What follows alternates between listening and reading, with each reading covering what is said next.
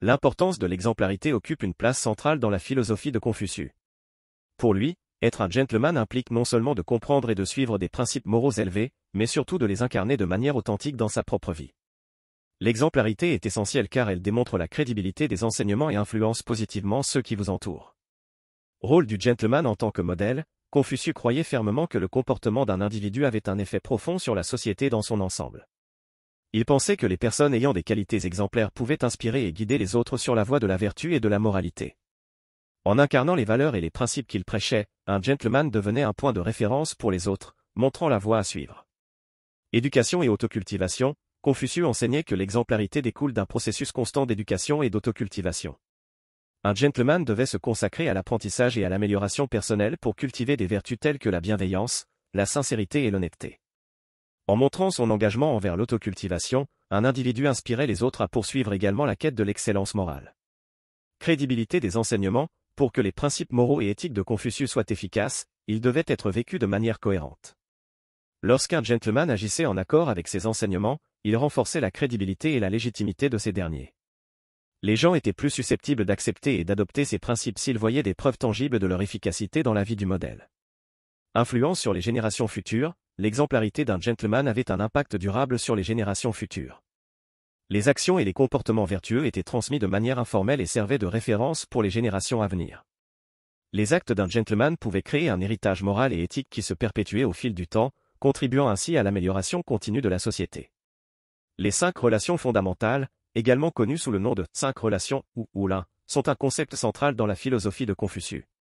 Elles définissent les relations interpersonnelles et les rôles sociaux qui sont essentiels pour maintenir l'harmonie et l'ordre dans la société. Confucius a enseigné que comprendre et pratiquer correctement ces relations était crucial pour promouvoir la stabilité sociale et la vertu morale. Voici une exploration plus approfondie des 5 relations fondamentales selon Confucius. Père et fils, la relation entre un père et son fils est considérée comme l'une des relations les plus fondamentales. Confucius croyait en l'importance du respect filial, xiao, envers les parents. Les enfants doivent montrer un profond respect, une loyauté et une obéissance envers leurs parents, et les parents doivent prendre soin de leurs enfants et les guider avec sagesse. Aînés et cadets, cette relation englobe les relations entre les aînés et les plus jeunes au sein de la famille, de la société et même entre collègues. Les aînés doivent montrer l'exemple en agissant avec bienveillance et en prodiguant des conseils aux plus jeunes. Les plus jeunes doivent montrer du respect et de l'obéissance envers les aînés. Mari et femme, Confucius considérait le mariage comme une relation basée sur la complémentarité et l'harmonie. Les époux doivent s'entendre et coopérer, chacun remplissant des rôles spécifiques. Les maris doivent être protecteurs et bienveillants envers leurs épouses, tandis que les épouses doivent être respectueuses et obéissantes envers leurs maris.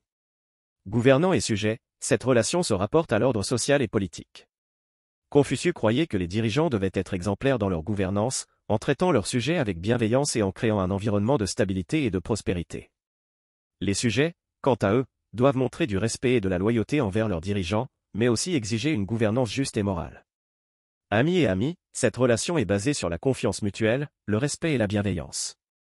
Confucius considérait l'amitié comme une relation profonde et bénéfique où les amis s'entraident, se conseillent et se soutiennent dans la recherche de la vertu et de l'amélioration personnelle. Les pratiques de comportement pour un gentleman, selon la philosophie de Confucius, visent à cultiver des vertus morales et à manifester une conduite exemplaire dans toutes les interactions et situations de la vie. Ces pratiques sont conçues pour promouvoir l'harmonie sociale, le respect mutuel et l'épanouissement personnel. Voici quelques-unes des pratiques de comportement clés pour un gentleman selon Confucius. Politesse et étiquette, un gentleman se comporte avec courtoisie envers les autres, en utilisant des formules de politesse appropriées et en adoptant un langage respectueux. Il démontre également une compréhension des normes sociales et des rituels, montrant ainsi son engagement envers l'harmonie et l'ordre. Honnêteté et intégrité, un gentleman doit toujours agir avec honnêteté et intégrité, en disant la vérité et en tenant ses engagements. L'honnêteté est la base de la confiance mutuelle et contribue à maintenir des relations saines. Tempérance et maîtrise de soi, Confucius prônait la modération dans toutes les choses. Un gentleman évite les excès et cultive la maîtrise de soi, que ce soit en termes de nourriture, de boisson, d'émotions ou de comportements impulsifs. Patience et tolérance, un gentleman fait preuve de patience face aux difficultés et aux conflits. Il est capable de tolérer les opinions différentes et de maintenir la sérénité même dans des situations stressantes. Empathie et compassion, Confucius mettait en avant la bienveillance, reine, comme une vertu essentielle. Un gentleman doit manifester de la compassion envers les autres, en comprenant leurs sentiments et en agissant pour le bien-être collectif.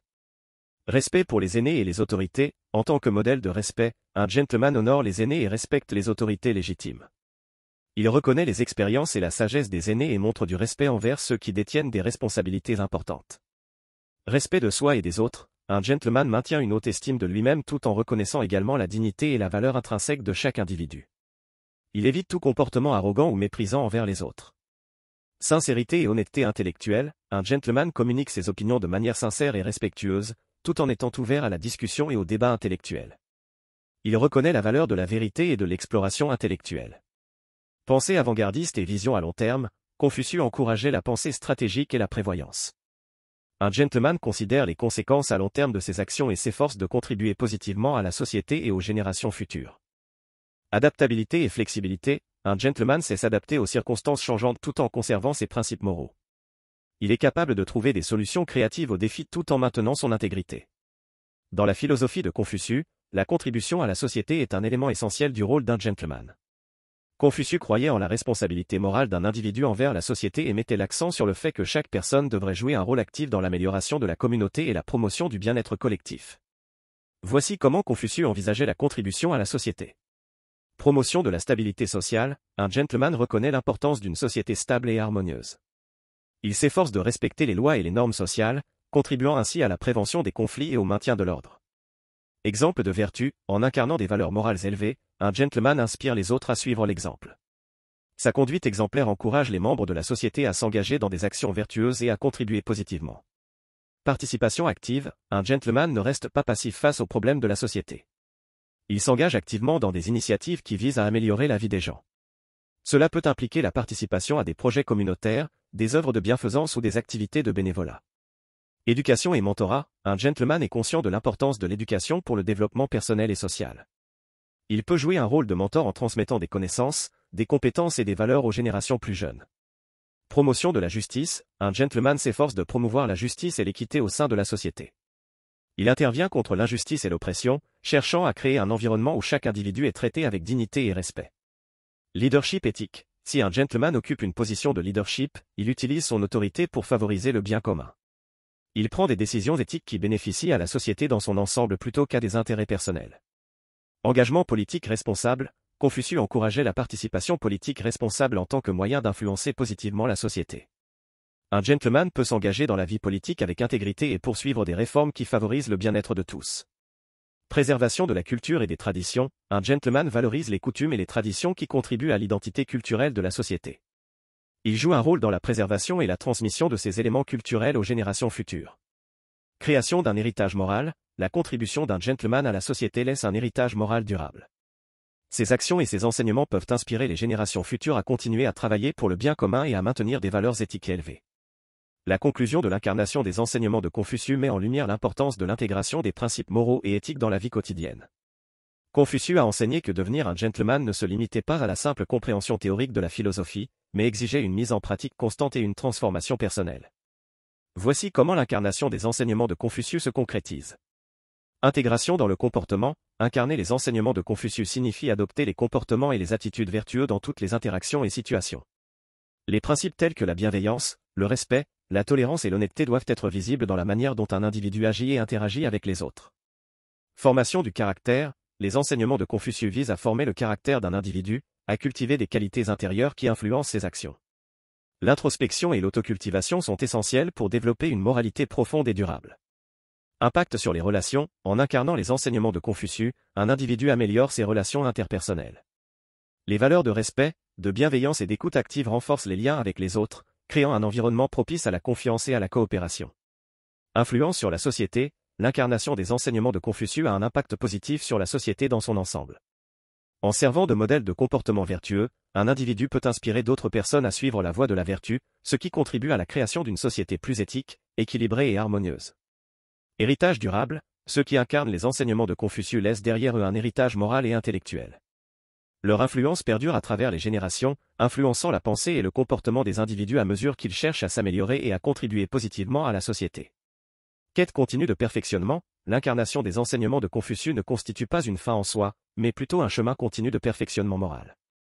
Un individu s'efforce constamment de devenir un meilleur être humain en approfondissant sa compréhension des enseignements et en ajustant son comportement en conséquence.